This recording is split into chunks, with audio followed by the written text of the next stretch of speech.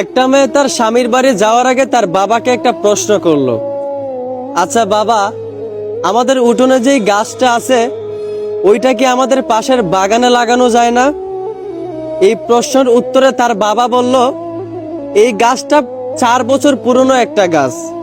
এখন যদি এটাকে অন্য একটা জায়গায় লাগানো হয় তাহলে সেটা নতুন মাটিতে মানিয়ে নিতে পারবে না, গাছটা মারা যাবে।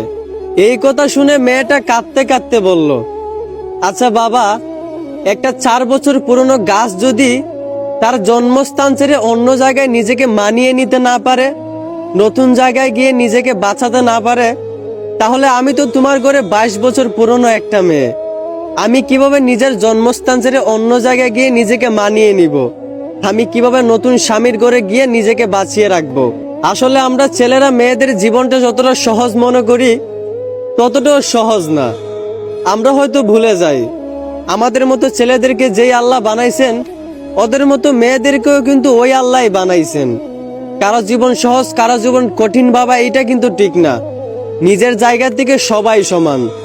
অন্যের জীবন সহজ ভাবার আগে একবার তার জায়গায় নিজেকে দাঁড় করেন, তাহলেই তার কষ্টটা তার পরিস্থিতিটা আপনি বুঝতে পারবেন।